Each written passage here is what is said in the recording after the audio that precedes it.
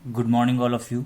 आज का जो वीडियो है वो भी हमारे राजस्थान जीके के ऊपर है और राजस्थान जीके से रिलेटेड कुछ 40 इंपॉर्टेंट क्वेश्चन जो कि आपके पटवारी, वनपाल, वन रक्षक या फिर राजस्थान की कोई भी एग्जाम हो, रीट हो, उसमें पूछे जा सकते हैं।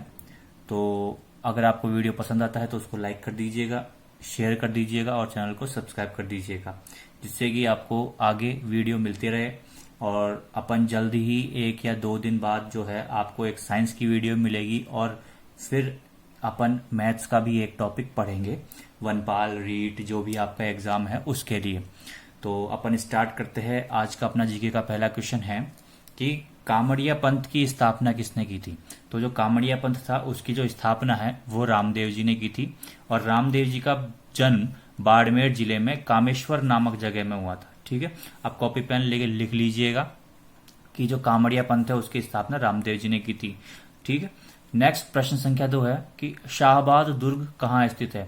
तो जो शाहबाद दुर्ग है ना वो भामती पहाड़ी पर स्थित है और ये पहाड़ी कहाँ है, बारां जिले में। ठीक है, जो शाहबाद दुर्ग है वो भामती पहाड़ी पर बारां जिले में स्थित है और इस शाहबाद दुर्ग का निर्माण मुकुटमणिदेव चौहान ने करवाया था। नेक्स्ट प्रश्न संख्या 3, गठ बिठली का दुर्ग कहाँ स्थित है। जो आपका गढ़ बिठली है उसका दुर्ग कहाँ स्थित है। तो जो गठ बिडली है उसका जो दुर्ग है वो अजमेर जिले में स्थित है। ठीक है, अब ये दुर्ग है किस किले में। तो जो तारागढ़ का दुर्ग है उस दुर्ग में, उस किले में जो आपका गढ़ बिठली है इसका दुर्ग स्थित है अजमेर जिले में। तो आपसे ये प्रश्न पूछ सकता है कि तारागढ़ दुर्ग किस जिले में स्थित है। तो वो भी आपका अजमेर जिले में ही है। नेक्स्ट प्रश्न संख्या 4, हड़बू जी का पूजा स्थल है, मतलब हड़बू जी का जो पूजा स्थल है, मंदिर है, वो कहाँ पे है। तो हड़बू जी का जो पूजा स्थल है वो फलौदी में है जो कि जोधपुर जिले में स्थित है। नेक्स्ट प्रश्न संख्या 5, राजस्थान में जनसंख्या की दृष्टि से सबसे बड़ी जनजाति कौन सी है। जनसंख्या की दृष्टि से सबसे बड़ी जनजाति मीणा है। ठीक है, और मीणा जनजाति के ज्यादातर लोग जयपुर में है। ठीक है, दूसरी सबसे बड़ी जनजाति भील है और तीसरी सबसे बड़ी जनजाति गरासिया है। ठीक है, आपसे यहाँ पे केवल सबसे बड़ी पूछी है जो कि मीणा है। अगर आपसे पूछ लिया दूसरी सबसे बड़ी कौन सी है तो भील, तीसरी कौन सी है, गरासिया। प्रश्न संख्या 6, हिंदू धर्म में कितने प्रकार के संस्कार होते हैं। तो हिंदू धर्म में 16 प्रकार के संस्कार होते हैं। आगे चलते हैं प्रश्न संख्या 7, डाबरिया प्रथा का क्या अर्थ है। तो जो डाबरिया प्रथा है उसका अर्थ क्या होता है। तो देखिए डाबरिया प्रथा का क्या अर्थ होता है, जो लड़की की शादी में दहेज के रूप में अन्य कुंवारी कन्या को भेजना, ये डाबरिया प्रथा होती थी। ठीक है, आज भी कई जो आदिवासी पिछड़ी जनजाति है वहां पे ये चलती है, बाकी वैसे पूरी तरह से खत्म हो चुकी है। पर अगर कोई छुप के करता है तो बाल विवाह भी कर सकता है, वरना तो बाल विवाह भी कानूनन अपराध है। और जब दहेजी अपराध है तो ये अन्य कुंवारी कन्या को भेजना ये भी अपराध ही हो गया। पर ये राजस्थान की एक प्रथा थी जो कि आदिवासी जनजातियों में प्रचलित थी, डाबरिया प्रथा, जिसका अर्थ था लड़की की शादी में दहेज के रूप में अन्य कुंवारी कन्या भेजना। नेक्स्ट प्रश्न संख्या 8 है, मेहरानगढ़ दुर्ग का निर्माण किसने करवाया था। तो जो मेहरानगढ़ दुर्ग है उसका निर्माण राव जोधा ने करवाया था जो कि जोधपुर जिले में स्थित है। ठीक है, कौन सा दुर्ग, मेहरानगढ़ दुर्ग जोधपुर जिले में स्थित है, चिड़िया टूक पहाड़ी पर। ऐसे ही पूछ सकता है कि मेहरानगढ़ दुर्ग किस पहाड़ी पर स्थित है। तो जो चिड़िया टूक पहाड़ी पर स्थित है और इसका निर्माण जो है वो राव जोधा ने 12 मई 1459 में इसकी नींव रखी थी और ये महारावल जसवंत सिंह के, राव जसवंत सिंह राठौड़ के शासनकाल में खत्म हुआ था। ठीक है, 1459 में इन्होंने नींव रखी थी, इसलिए ये प्रश्न में बोला जाता है कि इन्होंने निर्माण करवाया था। बाकी ये इनके शासनकाल में जो है इसका निर्माण पूरा नहीं हुआ था। नेक्स्ट है प्रश्न संख्या 9 कि तिरुपति बालाजी का मंदिर कहाँ स्थित है। तो तिरुपति बालाजी का मंदिर चूरू जिले में स्थित है और इसका निर्माण 1994 में हुआ था। ठीक है, तिरुपति बालाजी भारत में 2 है, एक तो राजस्थान में है जो कि हनुमान जी का मंदिर है चूरू, ठीक है, और एक साउथ में है, ठीक है, जो कि विष्णु भगवान का मंदिर है। तिरुपति बालाजी नाम है लेकिन वो मंदिर जो है वो विष्णु भगवान का है। प्रश्न संख्या 10, श्रीनाथ जी का मंदिर कहाँ स्थित है। तो श्रीनाथ जी का मंदिर राजसमंद जिले में स्थित है, बहुत ही फेमस मंदिर है, बहुत सारे जो सैलानी हैं, पर्यटक है, वो भी उस मंदिर में आते हैं और इसका निर्माण 1691 ईस्वी में हुआ था।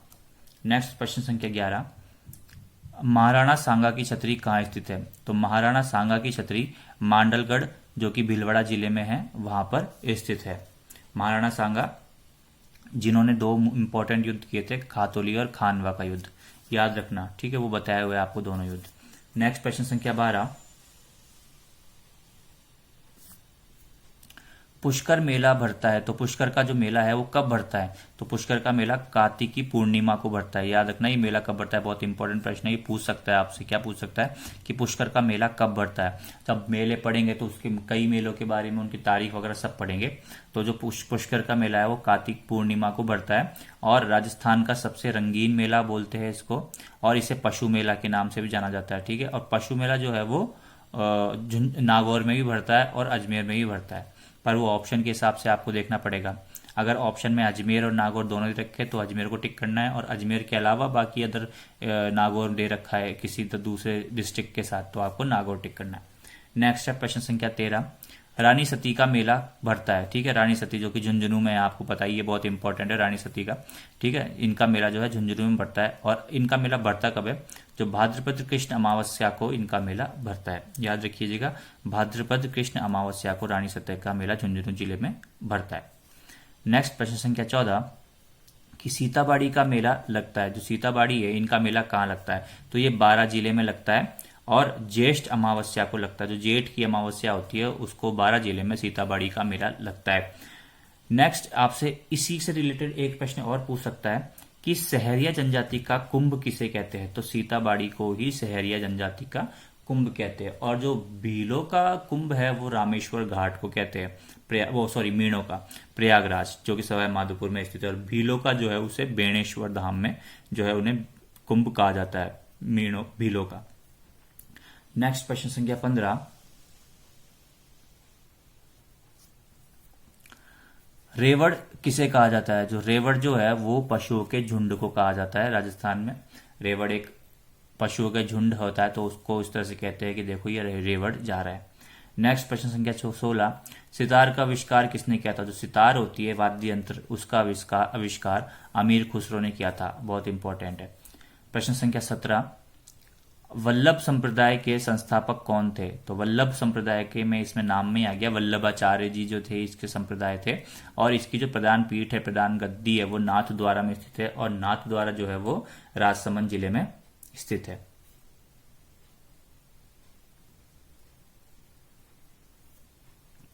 नेक्स्ट है प्रश्न संख्या 18, विश्नोई संप्रदाय के संस्थापक कौन थे? तो विश्नोई संप्रदाय के संस्थापक जाम्बोजी थे, जम्ब सागर जिनकी स्थापना भी जाम्बोजी ने की थी, और इन्होंने 1485 में राम सराथल बाड़मेर में जो है विश्नोई संप्रदाय की इस स्थापना की थी, ठीक है, 1485 को राम सराथल बाड़मेर में। प्रश्न संख्या 19, डामोर जनजाति सर्वाधिक कहाँ पाई जाती है? तो डामोर जनजाति है वो सर्वाधिक डूंगरपुर जिले में पाई जाती है, नाम से ही पता चल रहा है, डे और डे डूंगरपुर। प्रश्न संख्या 20, गरासिया जनजाति सर्वाधिक कहाँ पाई जाती है? तो गरासिया जनजाति जो है वो सिरोही जिले में पाई जाती है, ठीक है, और जो गरासिया जनजाति का मुखिया होता है उसे सहरोल के नाम से जाना जाता है। प्रश्न संख्या 21,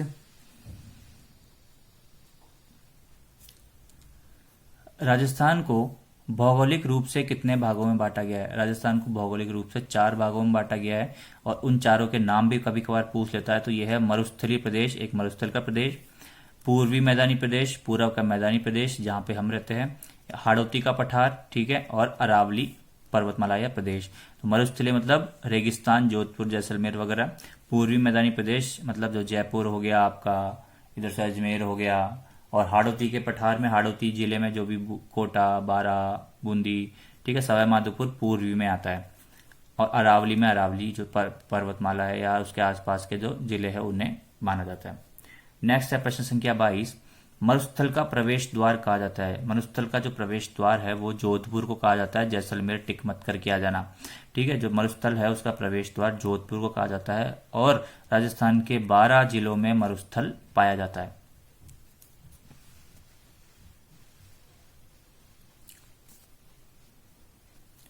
नेक्स्ट है प्रश्न संख्या 23, राजस्थान का वनस्पति रहित क्षेत्र है। राजस्थान का जो वनस्पति रहित, वनस्पति का मतलब वहां पे ना कोई किसी प्रकार की वनस्पति, मतलब ना तो खेती हो सकती है, ना किसी प्रकार का कोई पौधा काम का उगाया जा सकता है। तो ऐसा कौन सा क्षेत्र है जहां पर इस तरह की चीजें नहीं होती है, वनस्पति रहित क्षेत्र है? तो ये जैसलमेर के सम तहसील नामक जगह जो है वो राजस्थान की वनस्पति रहित क्षेत्र मानी जाती है। सम तहसील जो कि जैसलमेर जिले में स्थित है वो वनस्पति रहित क्षेत्र माना जाता है। नेक्स्ट है प्रश्न संख्या 24।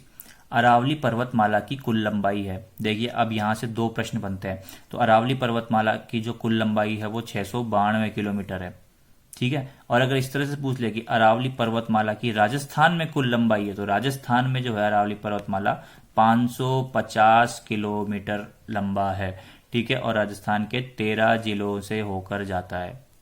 नेक्स्ट प्रश्न संख्या 25। अरावली पर्वतमाला की दूसरी सबसे ऊंची चोटी कौन सी है? ठीक है, पहली तो आपके पास कौन सी थी? पहली जो माउंट आबू जो सिरोही में है, गुरु शिखर, ठीक है, जिसकी जो ऊंचाई थी वो थी 1727 से 1722 दोनों बोल सकते हैं, ठीक है। अगर ऑप्शन के हिसाब से देख लेना 1727 मीटर है तो उसको टिक कर दीजिएगा और 1722 मीटर है तो उसको टिक कर दीजिएगा, दोनों नहीं आएंगे। और जो दूसरी है वो है शेर नाम से, ठीक है, जिसकी ऊंचाई 1597 मीटर है और ये भी सिरोही जिले में ही स्थित है। और जो तीसरी है वो दिलवाड़ा है और ये भी सिरोही जिले में ही स्थित है। आगे चलते हैं। उड़िया का पठार कहाँ स्थित है? तो जो उड़िया का पठार है वो सिरोही जिले में स्थित है और ये राजस्थान का सबसे ऊंचा पठार है जिसकी ऊंचाई 1200 मीटर की है, ठीक है। उड़िया का पठार सबसे ऊंचा पठार सिरोही जिले में, राजस्थान का सबसे ऊंचा पठार जिसकी ऊंचाई 1200 मीटर है, ठीक। और जो मेसा का पठार है, देखिए दोनों पठारों से प्रश्न बनते हैं, दोनों में कंफ्यूज मत होना कि जो मेसा का पठार है वो चित्तौड़गढ़ जिले में स्थित है, ठीक है। और जो चित्तौड़ का किला है वो भी मेसा के पठार पे बना हुआ है और ये मेसा का जो पठार है ये 620 मीटर ऊंचा है। नेक्स्ट प्रश्न संख्या 28। राजस्थान का सबसे गर्म महीना कौन सा होता है? राजस्थान का सबसे गर्म महीना जून का होता है और यहाँ पर जो तापमान है 50 डिग्री सेल्सियस तक पहुंच सकता है। आगे चलते हैं। प्रश्न संख्या 29। राजस्थान का सबसे ठंडा जिला कौन सा है? तो राजस्थान का सबसे ठंडा जिला माउंट आबू सिरोही है और सबसे गर्म जिला जो है वो चूरू है। सबसे गर्म जिला जैसलमेर मत कर दीजिएगा, सबसे गर्म जिला चूरू है। नेक्स्ट आगे चलते हैं। प्रश्न संख्या 30। राजस्थान में सर्वाधिक आंधियां कहाँ चलती है, किस जिले में चलती है? तो राजस्थान में सर्वाधिक आंधियां श्री गंगानगर जिले में चलती है, लगभग 27 दिन। और सबसे कम पूछे तो सबसे कम आंधियां झालावाड़ जिले में चलती है 3 दिन तक। एवरेज है ये, ठीक, ये कोई फिक्स रेट नहीं है, ठीक है, ये एक एवरेज रेशियो है, ठीक है, कि भाई एवरेज निकाल के देखा तो 27 दिन चलती है और झालावाड़ का निकाल तो 3 दिन चलती है। नेक्स्ट है प्रश्न संख्या 31। राजस्थान में सर्वाधिक वर्षा वाला स्थान कौन सा है? देखिए वर्षा वाला स्थान की बात करें तो माउंट आबू है, लेकिन सर्वाधिक वर्षा वाला जिले की बात करें तो झालावाड़ है। आपको ये प्रश्न पहले ही बता चुके हैं, ठीक है। जिला तो माउंट आबू, जिला तो झालावाड़ और जो स्थान है वो माउंट आबू। नेक्स्ट प्रश्न संख्या 32 आगे चलते हैं कि राजस्थान की पूर्ण बहाव की दृष्टि से सबसे बड़ी नदी है। देखिए अब सबसे बड़ी चीज है ये कि ये पूर्ण बहाव क्या होता है। पूर्ण बहाव का मतलब कि जो राजस्थान की ही नदी है और सबसे बड़ी है, ठीक है, चंबल से माही से सबसे बड़ी नदी है, ठीक है, तो वो नदी है बनास नदी, राजस्थान की सबसे बड़ी नदी। और आपसे बोले राजस्थान में बहने वाली सबसे बड़ी तो चंबल आएगी, लेकिन राजस्थान की सबसे लंबी नदी बोले, सबसे बड़ी नदी बोले तो वो बनास नदी है और चौड़ी भी बहुत है ये, ठीक है। और इसका जो उद्गम स्थान है वो खमनौर की पहाड़ियों से ये उद्गम होती है। तो पूर्ण बहाव मतलब राजस्थान से ही पैदा होती है, राजस्थान में ही खत्म हो जाती है। खत्म का मतलब किसी और नदी में जाके मिल जाती है। नेक्स्ट प्रश्न संख्या 33। लूणी नदी का उद्गम कहाँ से होता है? तो लूणी नदी का उद्गम है वो नागपाल की पहाड़ियां जो कि अजमेर जिले में स्थित है, ठीक है। और ये जो नागपाल की पहाड़ियां है ये 495 किलोमीटर विस्तार में फैली हुई है। और ये जो लूनी नदी है ये राजस्थान और गुजरात 2 जिलों में बहती है। अब देखिए मैं आपको एक चीज बताता पर नेक्स्ट वीडियो में बताएंगे। चलिए अभी बता देते हैं कि राजस्थान की सबसे बड़ी नदी होते हुए भी, चंबल से भी बड़ी नदी होते हुए भी अपन इस नदी से, बनास नदी से पानी क्यों नहीं ले सकते? क्योंकि इसमें पानी नहीं है, ये सूखी पड़ी है बहुत ज्यादा, ठीक है। इस पे जो बांध वगैरह बनाए गए हैं ये इस वजह से सूखी पड़ी है, इसलिए जो सबसे ज्यादा बहने वाली नदी है वो चंबल नदी को मानते हैं, चाहे से ये सबसे बड़ी नदी है पर ये ज्यादातर सूखी पड़ी है। तो आगे चलते हैं।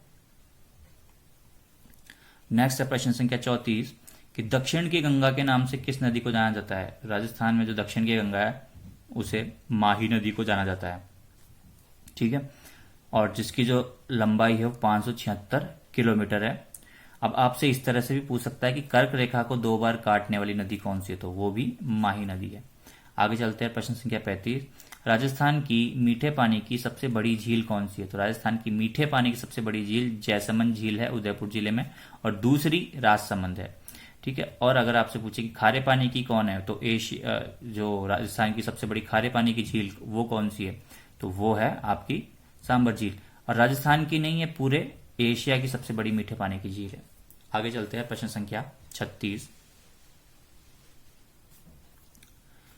राजस्थान में कपिल मुनि का आश्रम कहाँ स्थित है। तो कपिल मुनि का जो आश्रम है वो कोलायत झील के किनारे स्थित है, जो कि बीकानेर जिले में है। प्रश्न संख्या 37 राजस्थान में सर्वाधिक नहरों से सिंचाई होती है, कहाँ होती है। तो सर्वाधिक नहरों से जो सिंचाई होती है वो श्री गंगानगर में होती है, और सबसे कम नहरों से सिंचाई वो जयपुर में होती है। जयपुर में जो सबसे ज्यादा सिंचाई होती है वो कुओं और नलकूपों से होती है। प्रश्न संख्या 38 नाइट्रोजन की अधिकता किस मिट्टी में होती है। जो नाइट्रोजन है वो किस मिट्टी में ज्यादा होता है, तो जो काली मिट्टी है उसमें नाइट्रोजन ज्यादा होता है, और ये जो काली मिट्टी होती है कपास की खेती के लिए सर्वाधिक उपयुक्त मानी जाती है, जो कि हाड़ौती क्षेत्र में पाई जाती है काली मिट्टी। नेक्स्ट प्रश्न संख्या 39 राजस्थान केंद्रीय भू संरक्षण बोर्ड कहाँ स्थित है। तो राजस्थान केंद्रीय भू संरक्षण बोर्ड जोधपुर जिले में स्थित है। नेक्स्ट एक साइंटिफिक प्रश्न है, आज का लास्ट प्रश्न है, बाकी अपन नेक्स्ट वीडियो में पढ़ेंगे कि जौ का वैज्ञानिक नाम क्या है। तो जौ का जो वैज्ञानिक नाम है वो है हार्डियम वल्गर, और साथ साथ में गेहूं का ही पूछ ले तो गेहूं का जो वैज्ञानिक नाम है वो टिट्रिकम एस्टिवम, ठीक है। तो आपका जौ का वैज्ञानिक नाम तो हो गया हार्डियम वल्गर, और गेहूं का हो गया टिट्रिकम एस्टिवम। तो ये थी आज की वीडियो। नेक्स्ट वीडियो में अपन मिलते हैं, उसमें भी आपके राजस्थान जीके से रिलेटेड प्रश्न होंगे। फिर उसके बाद जो है आपको एक वीडियो साइंस का दिखाया जाएगा, फिर आप जो है धीरे धीरे कोर्स रफ्तार पकड़ेगा, और मैथ्स भी स्टार्ट होने वाली है। बस नेक्स्ट वीक में जो है मैथ्स भी स्टार्ट हो जाएगी। तो अपन मिलते हैं नेक्स्ट क्लास में, तब तक के लिए थैंक यू, और चैनल को सब्सक्राइब जरूर कर दीजिएगा, और वीडियो को लाइक भी कर दीजिएगा।